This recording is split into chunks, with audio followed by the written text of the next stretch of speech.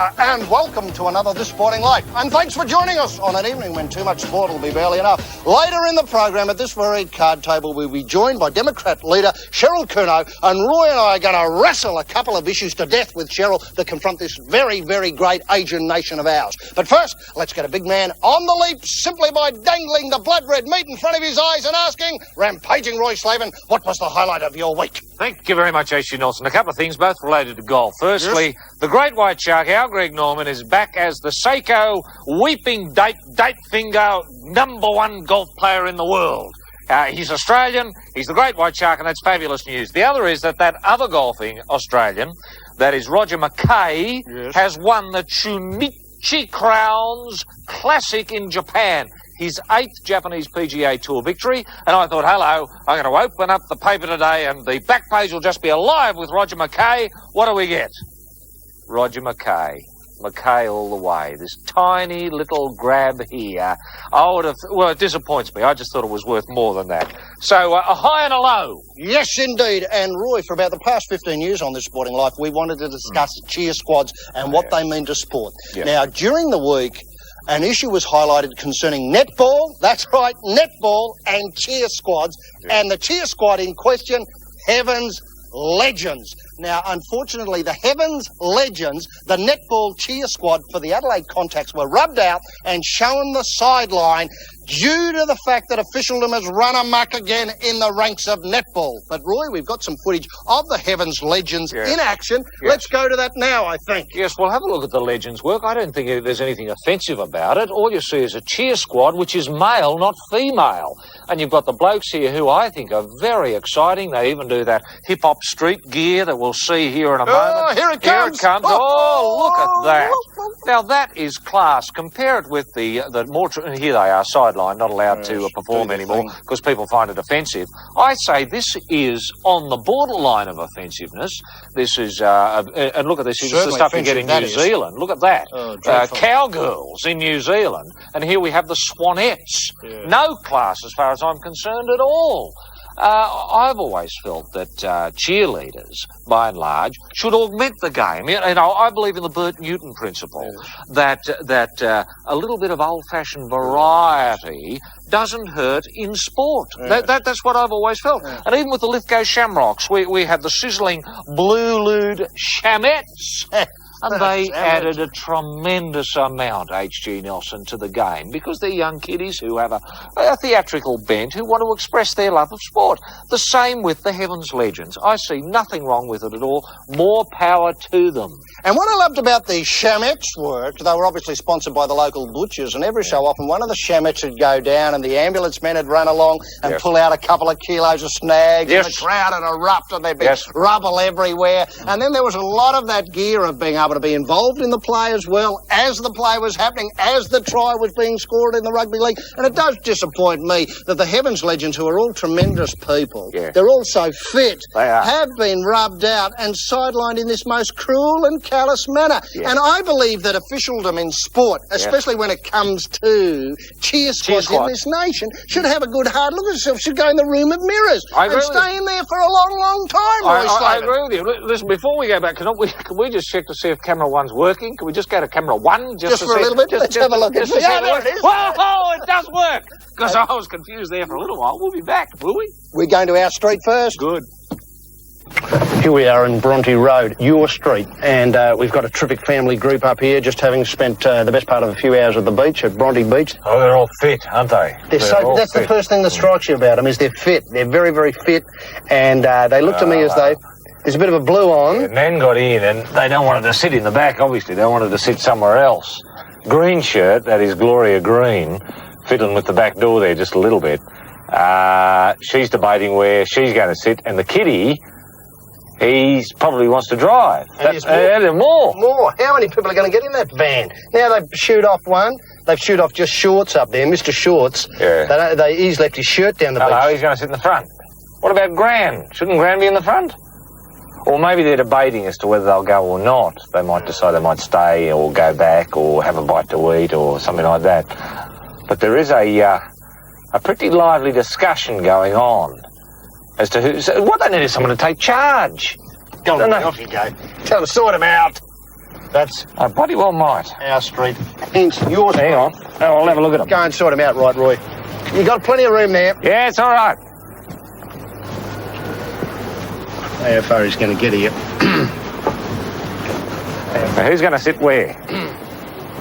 I've seen him do this before in India. I've never seen him do it in Australia.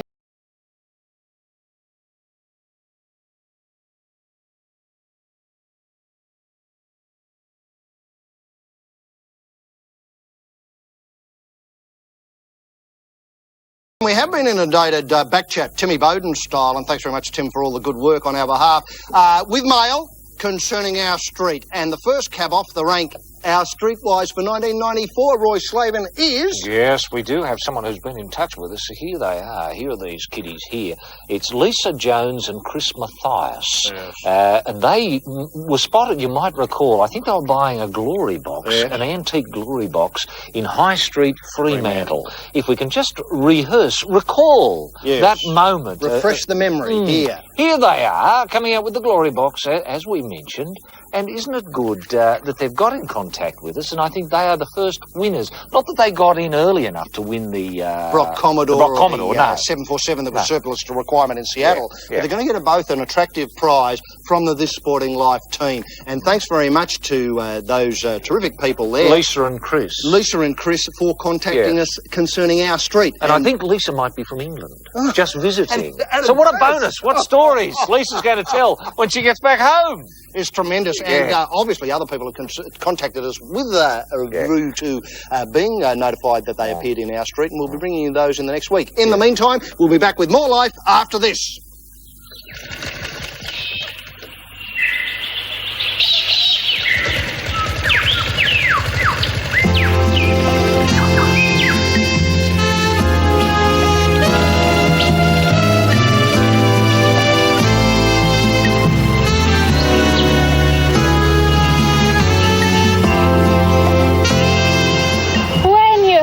With the lawn, Cheryl.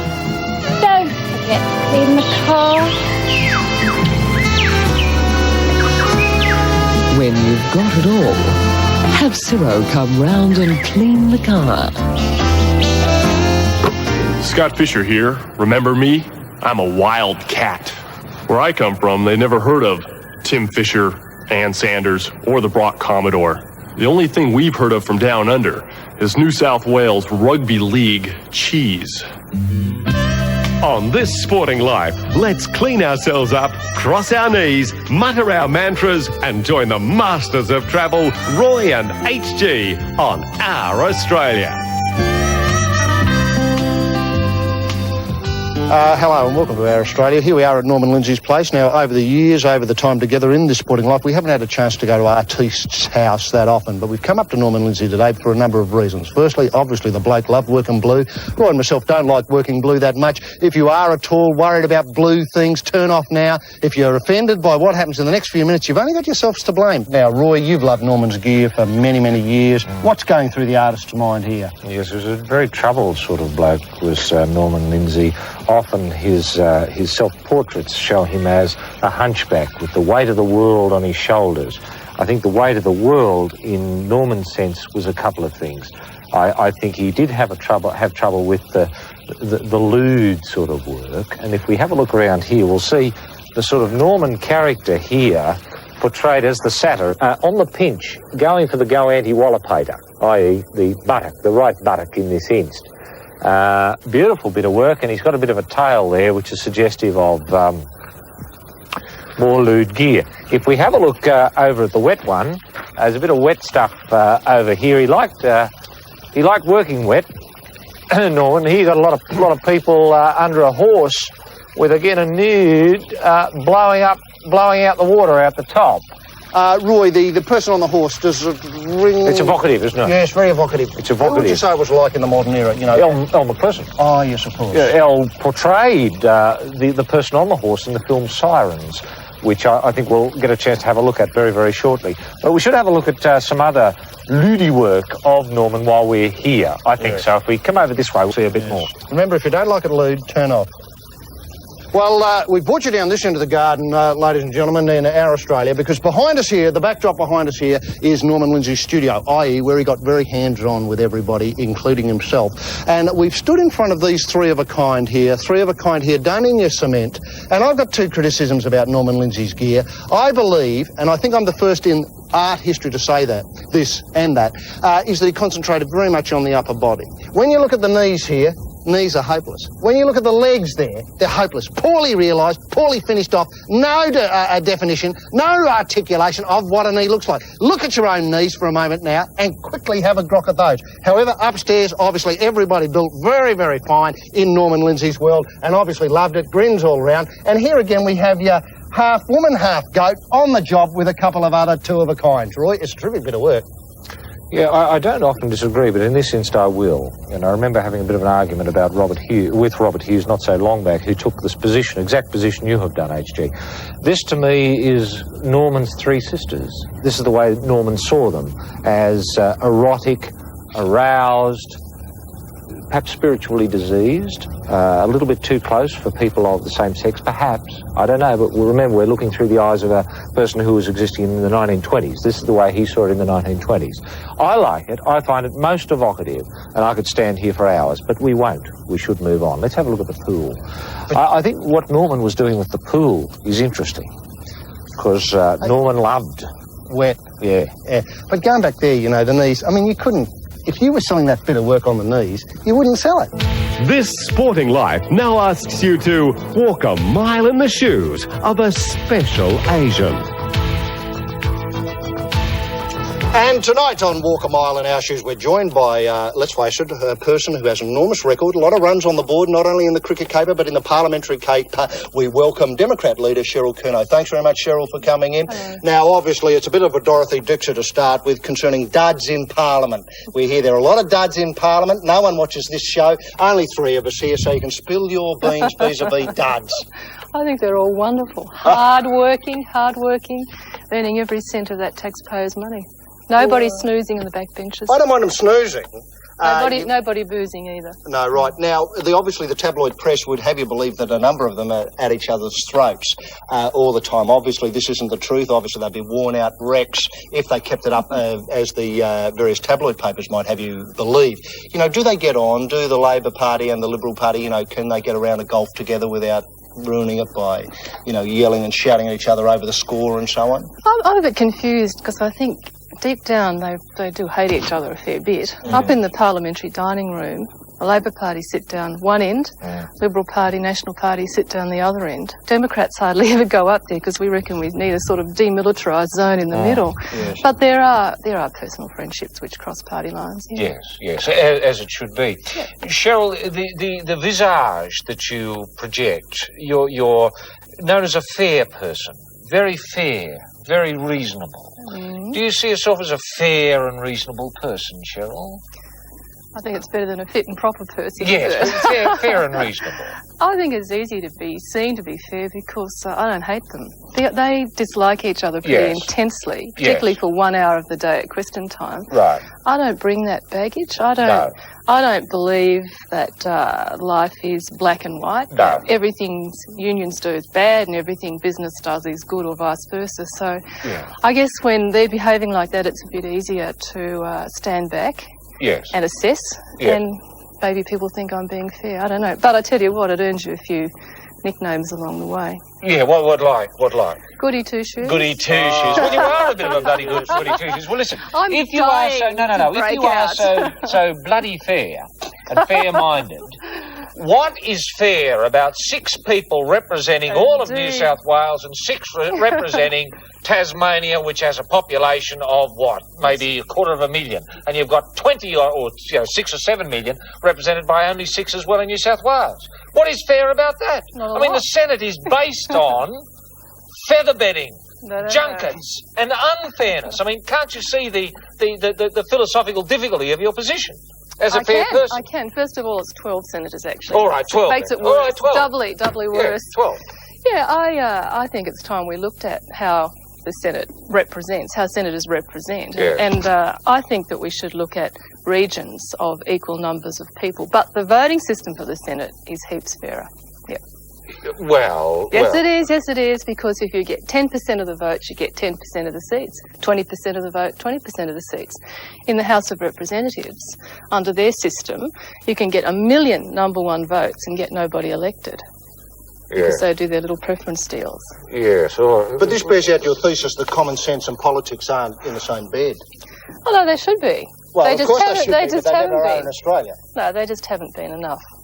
Because if you, I guess if you're not in there sparring every question time and trying to get your face on the news, you know, you run the risk of being overlooked. But it's double-edged because people want some relief from that. And I think deep down, judging by the people who jump out and say things to me at airports, they're actually quite relieved that there's someone who's not a ratbag, who's actually in a responsible position and who's perceived anyway to weigh up the argument on its merit and come to a decision. Cheryl, are you pleased that you left the teaching service? I mean, Yes. it's people of Yes, your and no. very sort that should be in front of kiddies, Why is teaching that? them, Why is that? being reasonable, even-handed, etc., etc., etc. Why did you leave the department? Why did you leave The chalk. Belco chalk behind? I got sick of the corrections on Sunday night. Now I just read 1 million papers. Vis-a-vis that, do you find that it's a difficult sort of life you lead now, in as much as you carry the weight of your whole party, unlike, you know, the larger parties where there are a lot of faces that represent it? Let's face it, you are really the only representative of your party, in the same way when Janine was at the helm, Janine was the face of the party, and Johnny Coulter sort of had Senator Coulter had a difficult time because he was sort of, well, I don't know, not quite right. But is it difficult? I mean, wherever you go, you don't have much private life anymore because you are the party. Yeah, absolutely not. I think one of the funniest things that's happened to me was it was a very grey day on the Gold Coast, and I was picking a very sort of isolated little spot to swim, and there was just a couple of people swimming and a man getting tossed about in the surf, and he got washed into my feet. And then he stood up, washed the sort of water out of his eyes and went, "Senator Kernot!" And it was a person who'd been a witness at the print inquiry just a couple of days previously in Sydney. And it's true, I can't seem to do anything or go anywhere now. And I notice it. I feel the same, but other people are noticing me. Is it fun? Sometimes. Sometimes. I must say that with enthusiasm. Yes, it can be fun. The party after the native title vote went through was fantastic. It was exhilarating and worth every minute of being there and every minute of the marathon debate. Right. Was Robert Hill at the party? I imagine he would have No, been. he wasn't. Robert Hill? Funny that, yeah. No. They were wondering why all those people were clapping in the public gallery still. Well, on that cheery note, Cheryl, thanks very much for coming in. Good luck with the budget session. I know you're off to Canberra tonight to open up shop and hoe in tomorrow. And thanks very much for being part of the Life Tonight. By the time I was 20, I'd had 17 really bad pranks. But since I've had the doll, I've had none. The little Greg Norman car doll. Put your loved ones in hands that care. The hands of a shark. The Players Theatre presents The World of Ian, with Paul Sirenen as Ian, Lisa Forrest as Susan, Cole Joy as Ian's dad, Greg Matthews as Ian's friend Cole, Annette Chunwar as Susan's friend Deirdre, and Ted Mulry as Bob the neighbour.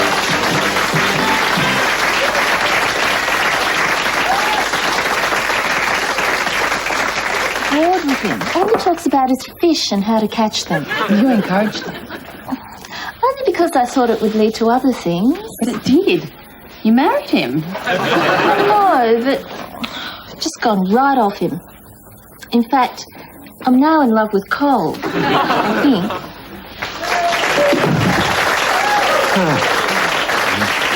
Hi, Deirdre. Hello, Ian. Where's Cole? Don't know. Where's Bob? Guess. Out in the boat? Deirdre and Bob are not getting on too well. Oh, that's no good. In fact, she's got an eye for Cole. What?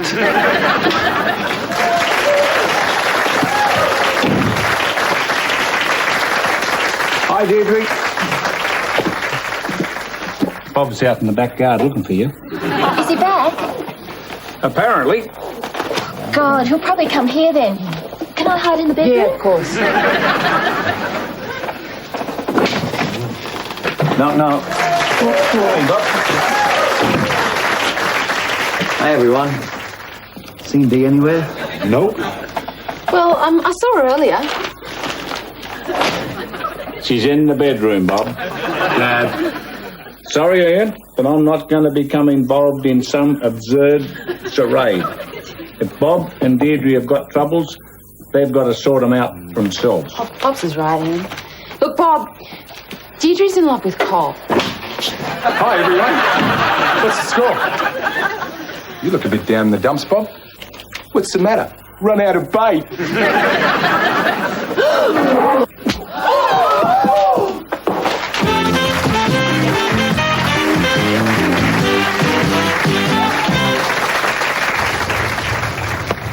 Hi, Tim Zura again, and I've seen cricket played all over the world. But what I've only seen here is that island where everybody buffs up for a holiday. I've never actually been, but it must be wonderful. You know, just lying there with nothing on. Mood Island, where doing the rabbit becomes a habit. Australians, you've sat in the bleachers for long enough, and now it's time to strap on the boots and blow your trumpets. Hello everyone, welcome to the trumpet spot once again, and look, I love coming to this spot here in Perth on the outskirts of Fremantle for inspiration. People have to start somewhere, and Alan Bond started on a ladder painting this sign. I come back here, I draw a lot of strength from this simple Australian motive plastered as it is on a flour mill. Roy, there's so many times the rain and wind has beaten on this sign, so many other people have come this way, but Alan Bond remains the one who I think sums up the history of Perth, the endeavour here, and the sound of the trumpet. Yeah, it is an inspirational sight, HG. You're quite right. If you look at the style, it's very naive. Dingo flower, marvellous flower it is. And if you look closely at the sign, Alan's actually left an eye in the dingo. The dingo sort of looks at you, and as you go past, you can't help but feel that you're being looked at by Alan's dingo's eye. And in the other motifs, in the trucks and what have you around the place, the eye isn't there. It was only Alan who thought of the eye. And there's a little bit here I'd like to draw your attention to, if I might. See where the front leg joins onto the body? Not the leading leg, but the second one in. Yeah. There's a slight hiccup in the paintwork there. And I believe that's Alan's little sign. Little joke. He's laughing at us through the paintwork on the dingo sign, vis-a-vis finance, vis-a-vis Perth, vis-a-vis courtroom dramas, vis-a-vis dingoes. Yeah. It's a tremendous touch. And if you look closely, there are two tails actually fused together. It's a two-tailed dingo. And I think that's interesting as well. Beautiful work. And such a lovely place to play the trumpet. Coming up next on ABC TV is Clive Hale talking from both ends. Yes, welcome back to This Sporting Life, and now it's time for Picture This. And last week, Roy said an absolute cracker. Roy, take us through last week's Picture This. Yes, it was as follows. Pick the odd person out of these four. A, Henri Leconte. B, Monet. C, Charles de Gaulle. And D, Jim Courier. And all the correct entries were stacked into this barrel here. Roy dips his hand in and pulls out a winning entry. Let's have a look. Facts. Let's see. The obvious odd person out is Henri Leconte, because he is the only left-handed tennis player amongst them. Absolutely right. Kay Matkovich of Smithton, Tasmania.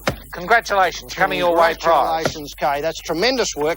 And, of course, the brilliant erratic Henri Leconte was the answer. This week, let's have a look at the prize-wise. There's the hat again, the Roy and HG hat, the pound-for-pound cassette, everything you need to know about the fight game in that, plus the date finger shirt. And remember, the shirts, the bums, the date finger and the Asian romp, all available as these are from ABC shops around the nation. Do yourself a favour. Roy, set out this week's Picture This. Yes.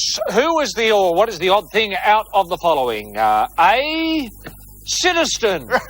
B, Sydney Fisher. C, the Nissan Skyline. Or D, the Sistine Chapel. Yes. Send your entries to Picture This.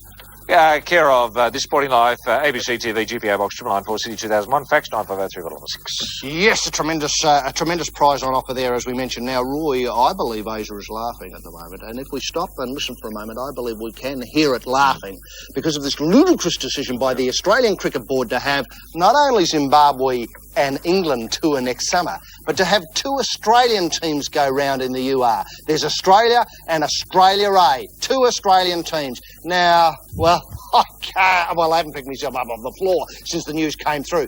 People are laughing, people are being stupid about this, people are absolutely outraged that cricket in Australia should have stooped so low as to have Australia and Australia A challenging the Poms and the Zimbabweans. Roy, where do you stand on this issue that's dividing this nation apart? Well, it gets a sort of World Series feel about it, USA-style baseball, doesn't it? It has. Which worries me. I think, you know, the amount of interest is shown by Australians in 2 Australian teams battling each other can be well demonstrated if we have a look at the Sheffield Shield final. I think we've got a bit of footage of it.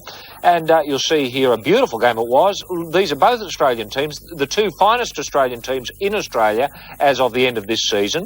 And look at the sort of reaction it got from the public. Look at the crowd The there. pictures tell a thousand words, don't Yes. You've got to remember that there's more interest in the Ferris wheel. Yes. And obviously heaps of people came down to shake each other's hands. Yes. The heaps of people were all bleeding players. Yes. Gives you an idea of the interest in Australia v Australia A. Now, the Yes. other thing is, what happens if Australia A beats Australia? I mean, does Australia A then become Australia and Australia become Australia A? And what happens if you had an Australia beat? Oh, bugger, why not have 5 sides and call it the Sheffield Shield and be done with it? Exactly. You know, get rid of it. I mean, I've said for years that England should not be allowed to come back to Australia and play cricket until they've learnt to play the bloody game. Off you shoot. Thanks very much for inventing the game. Now leave us alone to get on with it.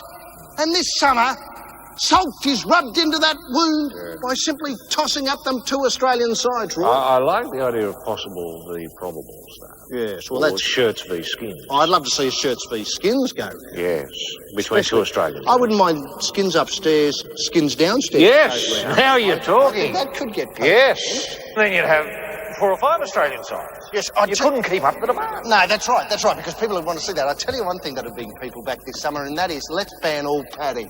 Let's get rid of all shoulder pads, thigh pads, flute pads, head pads, and just see fit Australians.